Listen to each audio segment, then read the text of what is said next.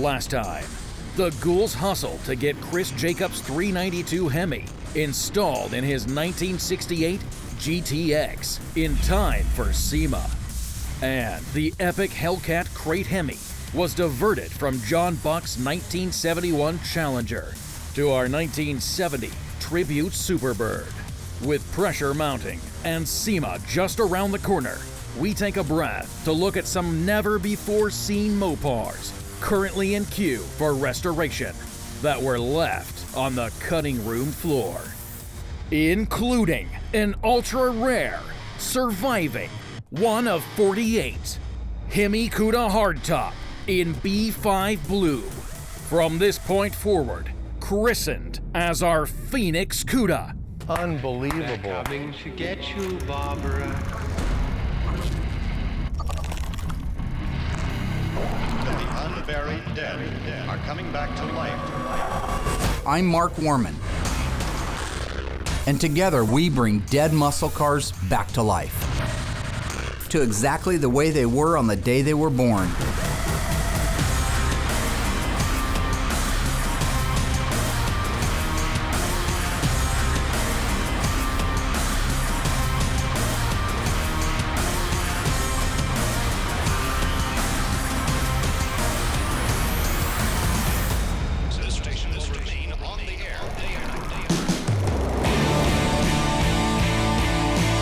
Hello, Ghouls. This is our last episode of the season, and I wanted to talk about where we're at in the shop right now, as well as share some of the stuff that you didn't get an opportunity to see this season because it just doesn't fit into a 1-hour episode of Graveyard Cars. I want to start first with what's going on in the shop and our deadlines, that type of thing. So our Superbird, we now have a good direction on our Superbird tribute car. It was going to be a 446 barrel 4-speed. We opted, because of the short timeline to get to SEMA, to put the Hell Crate 707 horsepower engine with the Mopar controller.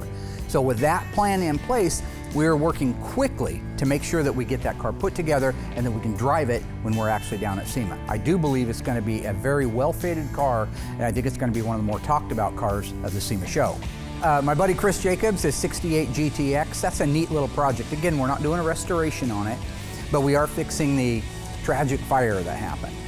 We're getting and have installed the 392 Hemi in that car. It's good that we have the conversions. Ron was able to come up from Magnum to help us do the conversions and get that engine installed. So from here, just like our Superbird, time is very short to get this car ready to go. Our beautiful 1970 Dodge Challenger 444 speed. Plum crazy white stripe black top, one of 916. It was finished this season, thank God, and delivered to its new owner. I've heard from the owner since he got the car back, and he's absolutely thrilled with it. I love the car. I am sad to see it go, but I'm really happy that the owner is in love with the car and thinks we did a great job. One of the cutest couples that we've ever had on Graveyard Cars, and we've had great ones. I mean, the Cooks were wonderful. We've had some really neat families out here, but the Zinks were just adorable. They're just perfect for each other. You could tell that there's a match made in heaven. Look at this. What a cute couple.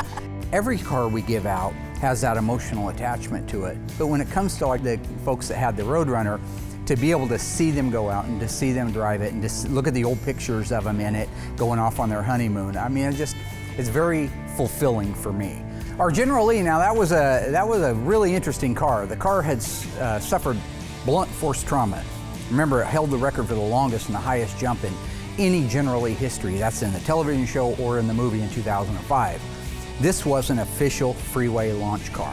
Now, because this car has suffered so much damage, and because it wasn't a numbers matching Hemi car or a 446 pack or something like that, we didn't have to worry about how much or how little metal we replaced. We didn't have to be conscious of that. So we started at the back of that car and worked our way forward. At the end of the day though, what a blast. Yeehaw! We took that car out, had so much fun with it. I still get emails about how funny, you know, my bit was as I was doing Roscoe P. Coltrane with Flash. I believe that car was one of the biggest transformations we did in GYC history. How about my new best buddy, John Buck? He absolutely loves it here at Graveyard Cars. I think if he could retire, he'd probably come up here and just sweep floors. He loves it here. He's a car guy. His little 71 Challenger formal roof car, it just turned out beautiful. And I've said this many times too on Graveyard Cars. When a car starts out good, solid, complete, maybe even a driver like that one could have been, they show that much better in the end. John, when he got that car, was so happy, so thrilled. He's like a little kid. He went out, he had a blast in it, even though Alyssa likes to get my blood pressure up. Overall, he was thrilled. So thrilled that he came back and asked me to build him another one just like it, except with a Hellcat engine. Now, as we know, unfortunately, we aren't going to be able to make it to SEMA with that car with a Hellcat, but that doesn't mean it's not being built. It's back there right now being built out. It just won't make it to the SEMA show this year. We would love to take it next year.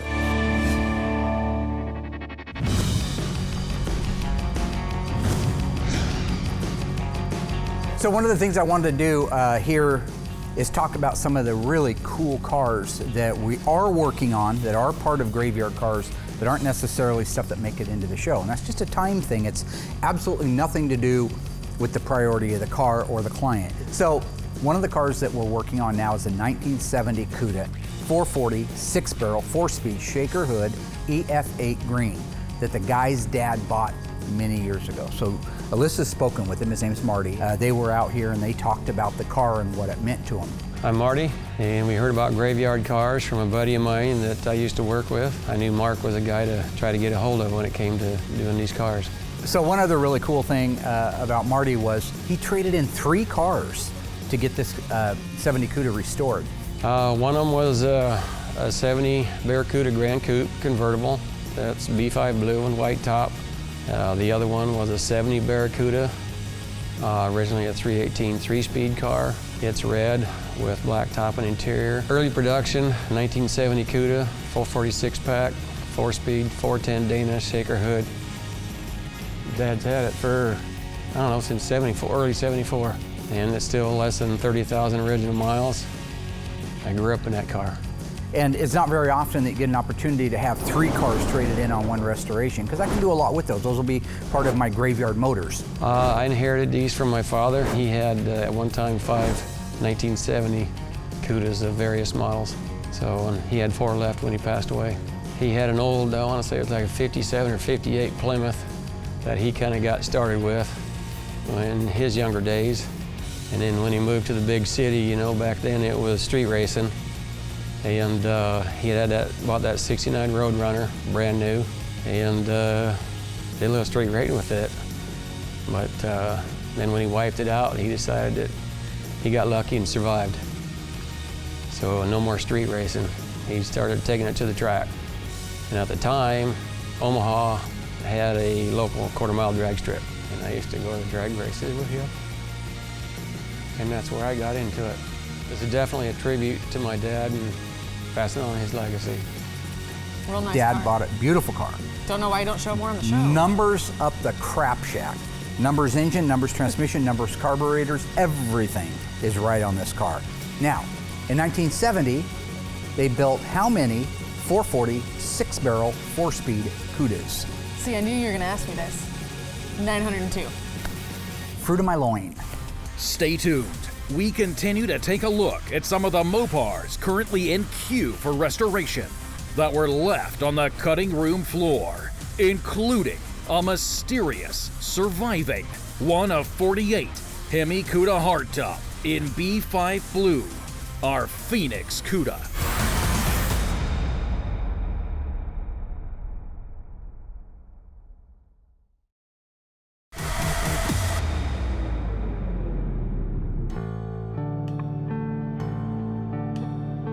Back in the early mid-'80s when that car got redone, my dad put it in some local shows.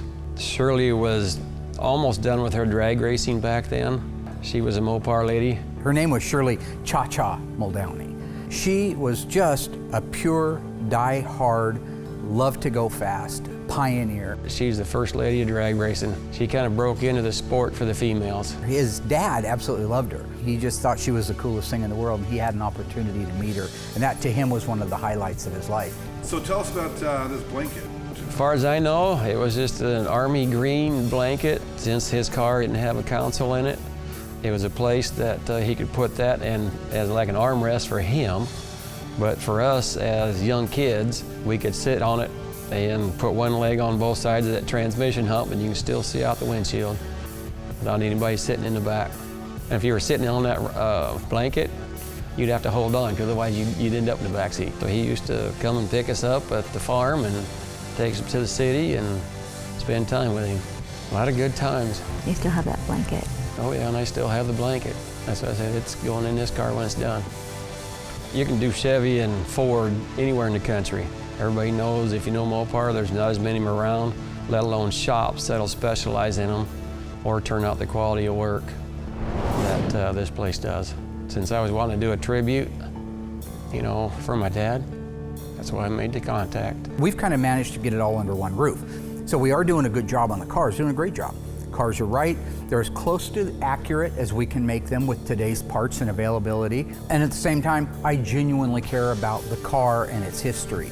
So when you put all those together, I do think that Graveyard Carz can and has and will become a destination for many cars in the future to get their second chance at life. It'll be nice weather only. It will not be a daily driver, because I want to make sure it stays in great shape to get passed on. It will not leave the family. Since it had such little rust repair that needed to be done, and it had beautiful fenders and doors and all that, is have George drop what he was doing, get the pieces made for it, get them welded in so that he can get it out to the mudroom. So last week, Mark came to me at the end of my shift on Monday and said, we have this rush car that's got to get in, got to get it done. So by Tuesday morning, I pulled this car in and we started work. We cut out the inner fender and replaced it because right around the battery tray was pretty darn rusty. And then I had to cut out a patch panel in the floor, and I'm putting the brand new one in and trying to keep the rest of the floor pretty much intact. It's not that rusty. So a big job turned into a fast job. This is one of the fastest cars we've done in the shop. I'm looking at 4 days right now as I stand, and I will be done today.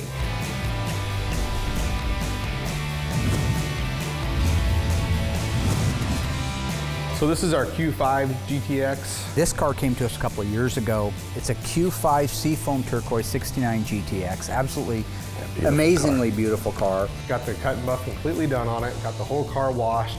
At that point, I bring it back in the booth, flip it up on its side, mask off the rockers, the engine compartment, and the back area. Not every car here is an undercoating car. If it was coated for undercoating or a sound deadening, then we do that. If the owner doesn't have a preference, we undercoat it. But sometimes they're not coated for it, and they're the kind of car like our 1970 Dodge Coronet 426 Hemi 4-speed car. Beautiful car. Yeah, or our green RTSE, where they want it painted and simulated like a factory look. And so in the case of our GTX, it was an undercoat car. Bring the undercoating in, and we undercoat the whole thing, nice, clean, sanitary. It'll sit in here for a couple of days, unmask it, put it over to Dave, and then we'll put it on a bin pack, and he can start assembling it. Value Guard hooked you up with a nice pump with the 30-gallon drum. Yep. And Will, I say you, but I mean the shop, yeah. Will does all the undercoating out in the booth area.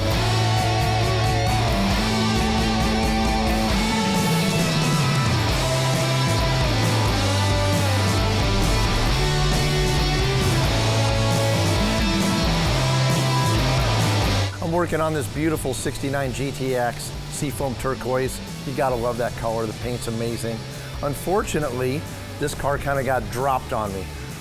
Normally Will would, completely assemble the car, hood, deck lid, everything on the car before it arrives to me, but the body shop guys were screaming for the whirly jig, so of course it gets dumped in the shop. Working on multiple cars at the same time, it can be stressful, and as long as you can stay on top of it, keep things organized, it goes pretty good. So it's just the art of getting a flow going on the car, and getting into a rhythm, and then you can get a lot accomplished. So I'm gonna try to knock out and get as much work done as I can on this car, and actually I'm gonna go ahead and start placing my parts order.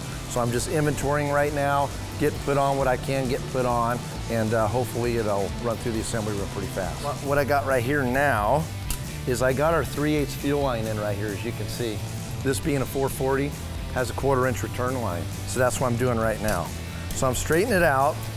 Inline tube's amazing. They put these stickers on there so it says straight, and so when it's bent up in the box, you know exactly the area that you gotta straighten out. So you're not just bending this hose, and ruining it in a sense. It's already pre-bent. It's all set up to follow the contours of the frame rail and the body of the car. So I just kind of get it pretty close. And the nice thing is I can kind of manipulate it a little bit whenever it's up in the car. So I'm gonna start back here, and this one will actually piggyback my 3/8 fuel line.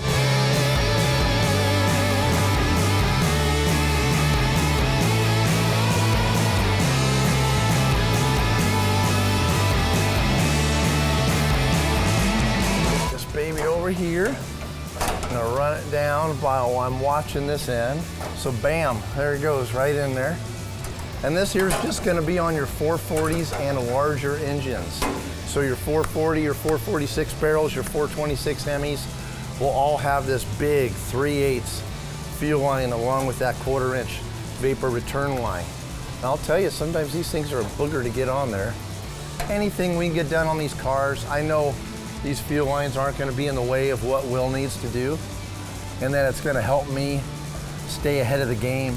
So whenever he needs to borrow the car to get his stuff done, I already got some of my stuff done. So it's all about working together here at the shop, man. And when the pressure's on, we got a whole yard full of cars. We want to get these things done, so. All right, Ghouls, we have a good one for you this week, so put your thinking caps on. The 1970 Plymouth Roadrunner was the first model year to receive which of these items? Disc brakes, bucket seats, rally instrument cluster. If you think you know the answer, stay tuned. After the break, I'll give it to you.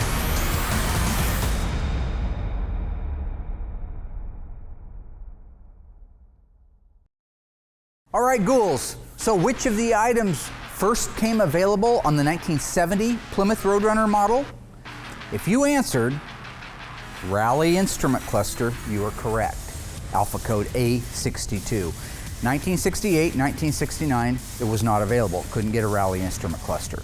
You get their standard instrument cluster, and you could order an N85 tachometer for it, but it was not a rally instrument cluster. The disc brakes and the bucket seats, they were available as an option from the day the Roadrunner was made in 1968.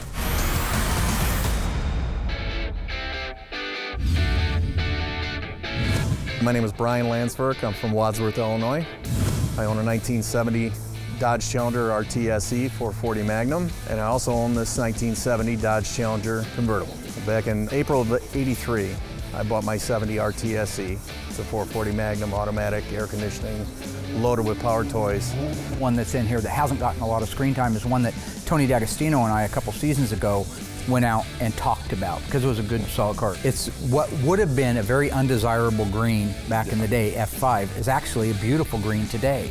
It's beautiful though. I mean, just it's always nice having a formal roof car, you know, overhead consolette, the leather power windows. I mean, it's got everything. It's probably a one-of-one car. You know, they made 733. How many of them were optioned like that? How many of them were those colors? Exactly. Probably isn't a twin to it anywhere. So in 2003, when my son was going to college, I sold the RTSE. The car needed some restoration again because I had the car restored in the mid-late 80s. So I put the investment in my son. I sold it to a guy that was a trucker.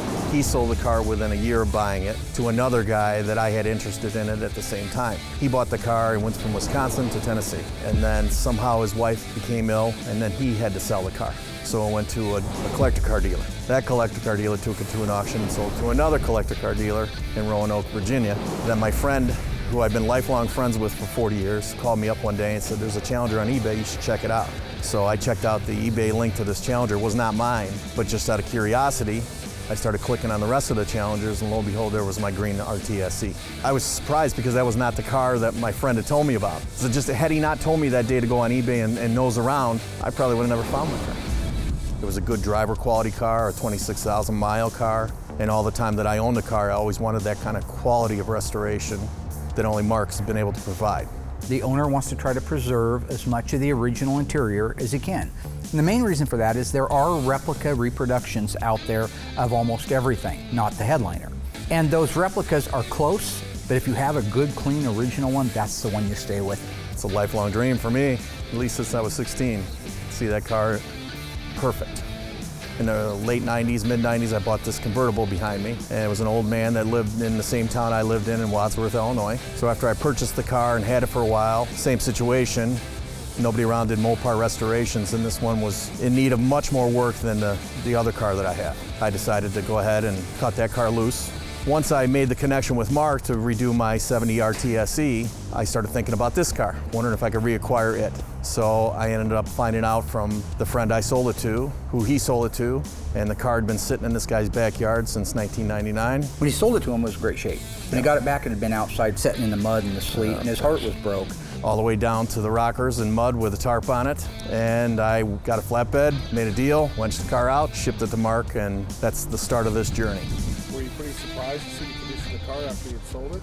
I was in tears nearly over it because it was a running, driving, really a pretty nice car that you could restore at the time. That poor Challenger. If you lift that car up with the forklift in the middle, the whole car bows on both sides of it. Not everything that when it shows up here is possible. Not everything. I mean, it is possible, but what's the dollar amount? Gonna be a challenge. Challenger. Yeah. But that's what we do. That's gonna be real. Graveyard cars, miracle workers. Yeah, the 70 RTSE is in pre-paint stage now. Will is a tremendous artist when it comes to paint work. He's not just a body and dent man, he's an artist. And Dave's fit and finish every screw and every window adjustment, every door adjustment, and every panel. It would be like an owner doing it themselves, that kind of love and care. Again, we have just every kind of Mopar imaginable here. You've been doing the Dodge Challengers. You've done quite a few of them lately. Yeah, lots of E-bodies. Yeah, between Gar's 70, 446 back 4-speed, and Darren's car, all that stuff. Have you gotten a better rhythm down, would you say, on a Challenger as far as what you need to order, what process to put it together, how to get it out the door, maybe more so than the 68 Charger, which we haven't even done one yet? Yeah, of course. Yeah, the E-bodies are, like you said, there's so many more parts available for it, but we've done so many in that shop that I can almost do them blindfolded. You don't need the car there. Exactly. The only thing that's going to throw me for a loop on this one is the power windows. Yeah. Anytime you have power, components, it always kind of messes with your mind because you're used to putting standard roll-up windows in and standard door panels and stuff like that. So. Do you remember that sunroof car we did back in season 2, the purple one? Yep. That thing was a stripper. There was nothing. There was nothing but a fender tag and a shell there. I mean, in the dash bin, that was it. So we had to get hold of Tony back at Tony's Parts and say, I am desperate for a wiring harness. And it is amazing how much wiring harness works those power windows and how it intersects with a lot of stuff up underneath the dash. It's not just a hot wire going to those things, it's a lot of stuff, but having a good parts vendor helps. Yeah, I remember that episode when you worked on the 70 Challenger sunroof car. All the trouble you had getting that sunroof to work. I'm hoping I don't have to do one. Here's my advice. Turn in your notice when you see one come in with, just do it. Just save yourself the misery. That is the most miserable. Nothing available. No information available. Now I've got I've made photocopies of TSBs and things like that I have, but I still, if I had to jump into one right now, I absolutely wish I hadn't. You know where I ended up getting the cables from? Nobody makes them. American Sunroof Company's been out forever. There's a guy in Australia making them out of billet aluminum. The little ends in the cables. Both of the cars are going to come home, go in my garage, going to be show cars. Obviously the 70 RTSE, the one I've owned for the longest. Now I have my adult son, he's newly getting married, he's going to end up with children. I have an extended family of my own, and I already have grandchildren. They're all going to be a part of this process, and when I actually found this convertible back here, I had my oldest granddaughter on the hood of it as we were wenching it out of the dirt at the guy's house. So it'll be nice to see her with the end product and a picture of her back on the hood of that as well. The green one was a piece of cake. That's a good, solid, clean, original car. But that purple one, we'll have our hands full on that. And I figure I'm going to take the radiator cap up, have you hold it, drive another convertible underneath it, put his original radiator cap back down, done. There you go. Well, I think for sure the green one will probably go to my son. He was part of that process of selling it for college and reacquiring it after college, and since he was born, he's known about that car, and I'm certainly going to make sure that it ends up in his hands. Coming up, we conclude our showcase of Mopars currently in the queue for restoration.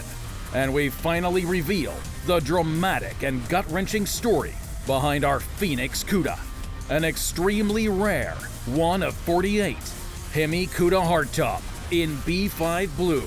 Unbelievable.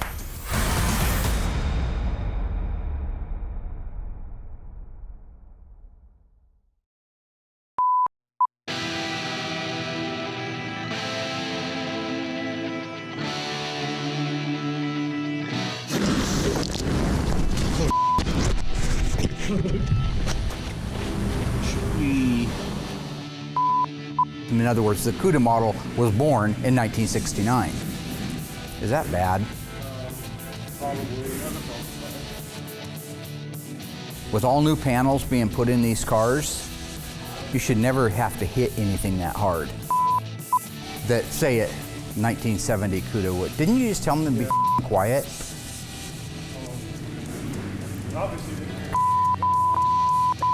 And that hitting the hammer is the fastest that got to the egg. Those other are Toilet's evolutionary U-turn. Yep, set man back a couple thousand years with one guy. Darwin didn't count on his ass, did he? Darwin up. Okay, hang on here. You know me, I like to present things.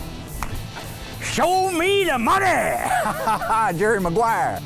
Show me the money! The f is that? Ew. Really? Merry Christmas! Did it? No.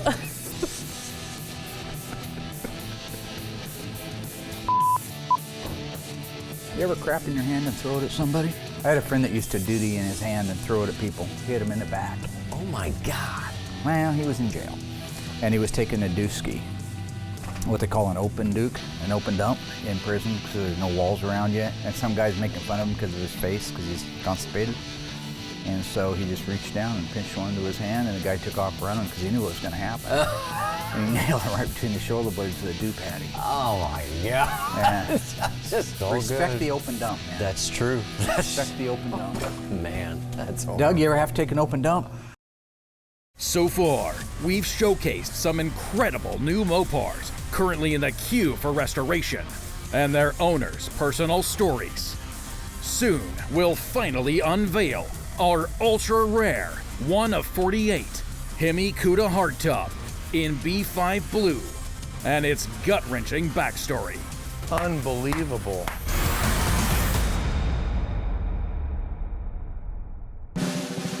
Another really cool car that we're working on right now, again, it has been disassembled, has been inventoried. Good solid car, 1969 Plymouth Roadrunner for Scott. Now Scott is the gentleman, his last name is Draper. Scott had the beautiful 2008 Challenger SRT8 in Hemi orange, beautiful orange. That was a great car. Yeah, Fast. the one you stole at gunpoint. Borrowed. With your accessory, William Scott. Yeah, that's why I see 2 in 1. That's why I see peas in a pod. I saw the footage. Yeah, Will betrayed me. I don't know why we're not 2 peas in a pod. He's dissension. Because he was out there at the fence and he said he'd cover for you. No, he Remember didn't. He's the anything one about who that? told me. Told on me. No. Okay, if he told you to jump off a building, would you do that? Probably not, right? Okay, that's my point. Trouble, trouble, trouble. She stole the car, it had no miles on it, had nothing on it, 0-mile car. She took it out and just blasted it around town. I didn't know anything about it. She told me she was going pee. Now, who am I to? My name is Scott Draper, and I'm out here today at Mark's shop talking about my best friend in high school, 69 Roadrunner. He unfortunately passed away 4 years ago, and this was his car since high school, and a vision of his was someday to get it restored to the degree that he wanted it to be, and he was a perfectionist. That's why I sought out this shop to make his dream come true. Yes, this car was an original 383 4-speed car. I can't recall exactly how long that motor lasted. Steve did a lot of street racing back in the day. His vision was to make it a 440 6-pack A12 car, tribute car, and pretty much had it assembled to that degree. It was a running car when I brought it out here, but it needed a lot of just perfectionism. When I was looking for a place to entrust the car with, I reached out to Mark and kind of gave him my story. He said, we'd love to take the car on. I understand it's a long process, and there's a lot of things that have to be done. As you can see right now, it's in the disassembly stage, and excited to be out here today from Iowa to check on it and talk to Mark about the scheduling of it moving forward. I mentioned to Mark that I had a 2008 Dodge Challenger SRT8 limited edition. Bought it new. It had 694 miles on it. Babied the car, climate controlled, loved the vehicle, but had 694 miles on it before a career criminal, Alyssa Rose. Did you see the episode where she stole the car at gunpoint? I did. I'm seriously so excited. When you have people that just want to go the speed limit. So just out of curiosity, to have a car that's almost 10 years old and only have 694 miles on it, that means you pretty much babied that little thing, right? I did. Cherished it and took care of it? I did. I have to admit, I never even did a burnout with it. Always thought about doing one. Yeah, but you wouldn't want to put the extra mileage and the wear and tear on it. Enter the thieving child who decided to take it out without my permission, run the hell out of it, bring it back with over 11 more miles on it than when you traded it in for the restoration. So, Some bugs on the windshield. bugs on the windshield.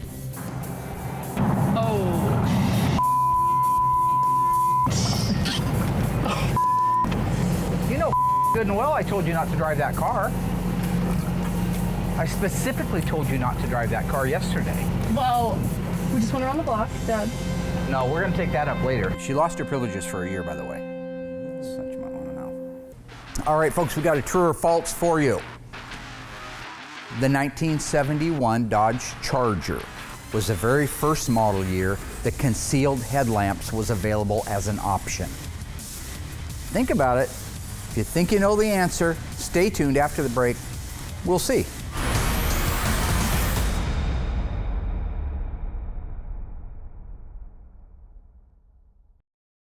All right, folks, how'd you do? True or false? 1971 was the first year that concealed headlamps were available as an option on the Dodge Charger. This is a tricky one. Got to think about the wording. The answer is true. Now, before you start throwing stuff at the TV, the concealed headlamp L37 alpha code was available on the 66 Charger in its inception, 67, 68, 69, and 70. Standard. It became an option in 1971.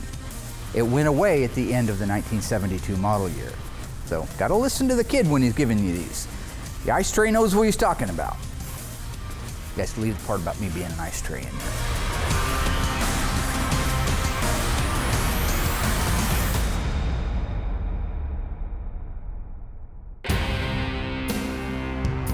Yeah, there he is right there. Awesome. Just keep coming back.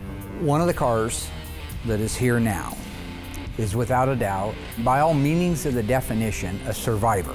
1971 Hemi Cuda hardtop. Now you guys that watch the auctions know even the hardtop versions, in some cases, can be a 7-figure car. This is a numbers matching, they're all shakers, keep that in mind, so of course it's a shaker.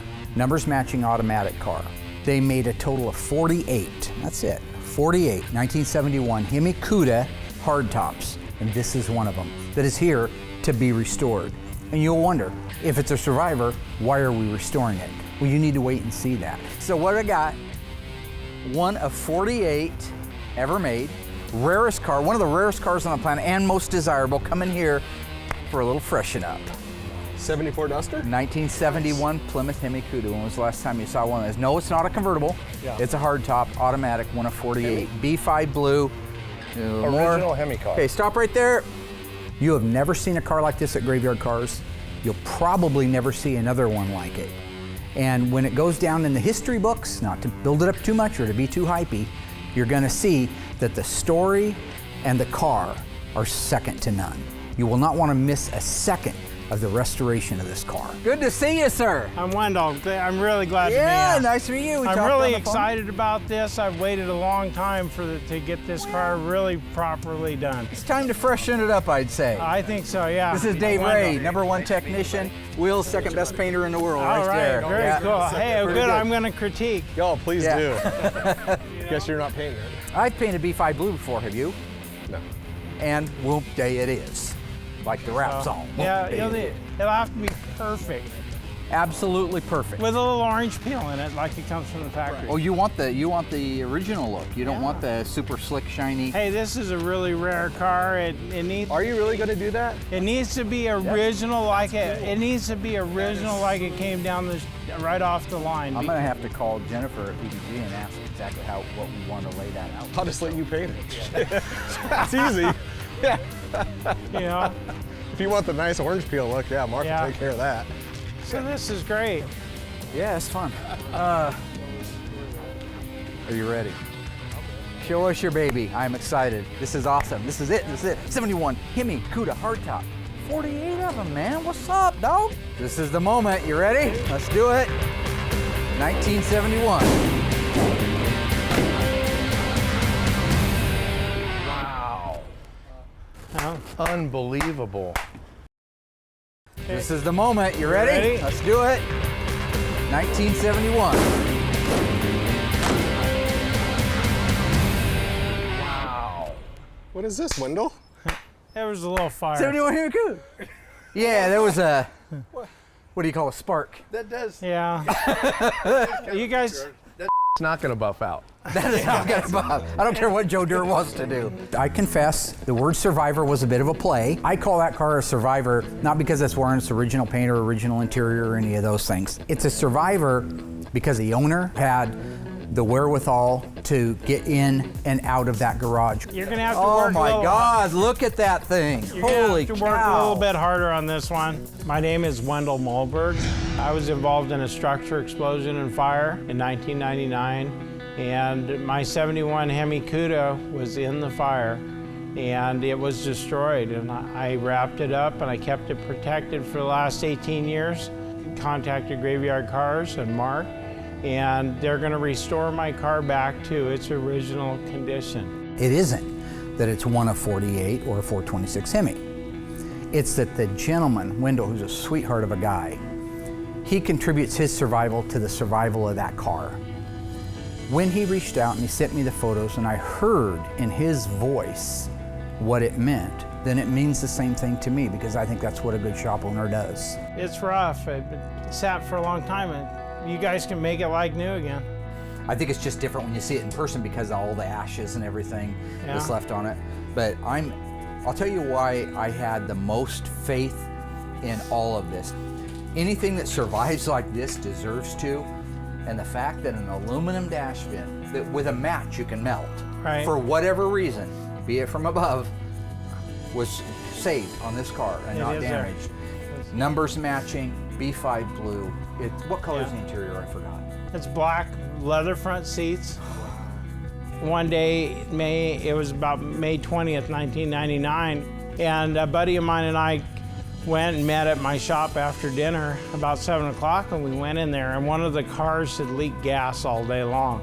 And the dripping gas had vaporized, and there was only a small puddle on the floor, but the air was filled with gas. And I walked in and started opening doors and windows, probably as most people would do, to air out the gas fumes.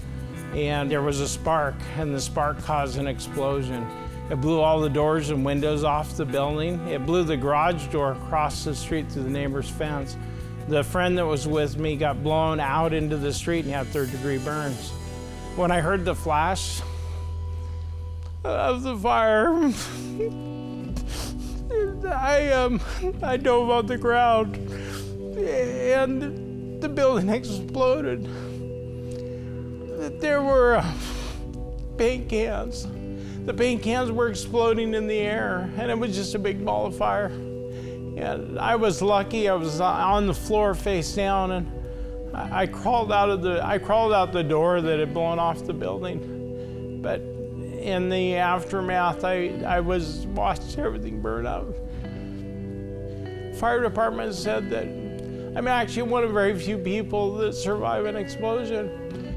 I was fortunate to get out of the structure, but dealing with it afterwards has been a very difficult thing. It took a while to get over the distress of what happened. And actually, I let it set for years. I didn't even look at it. And when I get the car back and it's finished, that will put the end to all of this that I've been through. And losing the car and the structure explosion and all of the trauma that went with it, it's gone. It's all better again, so. You didn't let the insurance company total it, which is what 99% of the rest of the world would have just took the check and totaled it. Nope, I want a clean title, it's my car, and it's coming back to life. And I'm very grateful that you said, I want to do this car. I will. Because jump all over. I know when it's done that I'll have the car back. This is a lifelong dream to have it restored. And when it's done, I would like to take it to car shows so that other people can see it. Nothing like it on the planet, and it'll be, I guarantee you, the most talked about 71 Cuda on the planet when we're done. So that's amazing. I say we roll this mother out and let's take a good look at it. It's more important to me than anything else in the world Many people have said, well, will you sell it? And that car's not for sale. It wasn't for sale when I got it. It's not for sale now, and it won't be for sale in the future. You know, I just hope people can enjoy it for what it is and appreciate the graveyard. Carz is saving a piece of history. What do you think, Will? There's some paint left in that trunk. I know, that's what I was looking at. It's the baddest car we have here. It's a rare car. The fact it burned down is just absolutely insane. And it's a solid car, so it's going to be a great car to start with.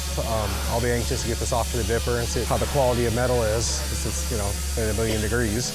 But this is awesome. This is the coolest car we have, and this is like part 2 to the Phantom. Only just a much more rare car. Look at how I just melted the lenses out of them. It's crazy. Gosh. Originally, this car was a survivor car, and in reality today, it's still a survivor car. It just has been through a lot. 1971, 426 Hemi, automatic, 48 made. Burned every square inch, melted, molten, all but forgotten. But like the phoenix rising up out of the ashes, our 1971 Hemi Cuda will be back, it will be on the road, and it will be breaking hearts like it was intended to do on the day it was made. That is Graveyard Carz. So phenomenal job, guys, girls. Thank you. Great job, good season, guys. good episodes. It was fun sharing with everybody some of the cars that we're working on at the shop but didn't get a chance, you know, to be shown in the episodes. Jermaine's 1969 Plymouth GTX, beautiful car, seafoam turquoise. Yeah. Brian's 70 Challenger RT SC 440 automatic. The next Phantom Cuda to arrive is here. Yeah. You guys like that little gag I pulled there on the Survivor? Yeah. Well, technically, it is a Survivor. It is. It's just not, Yeah. by definition of the automotive world, Survivor. What do you think, Will? Little touch up? Phoenix. As Joe Dirt would say, it'll buff. It'll buff out. Yeah, it is. That car is going to be the one that everybody's talking about for a long time to come because it's a very rare car, 48 of them made.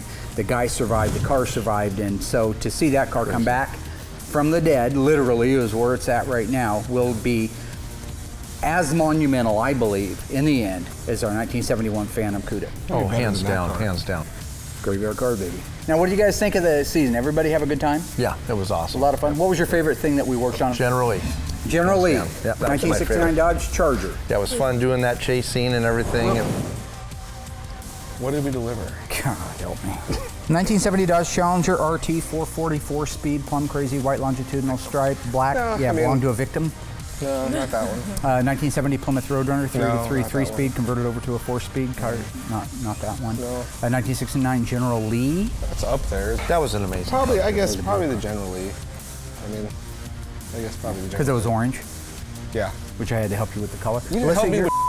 Don't say the word on this show. You didn't help me with anything. You will not say that on this You show. gave me the wrong color code, and then halfway through the job, made me go to the right one. Ooh, I'm thanks a for the bunch of help, babies. boss. He's a bunch of babies. Anyways, I like John Buck's 71 Challenger. That was a cool car. Formal back roof. And I like John. He's just an awesome Grocery guy. getter. And he's getting a 71 Challenger with a Hellcat in it and a 69 And I bet Charger. he'll let me drive it. I bet he will. So next season, you're going to see some amazing cars, the ones we've touched on, that we're working on in the shop right now, probably along with 20 or 30 others. Thanks for watching Graveyard Carz, and we'll see you guys next season.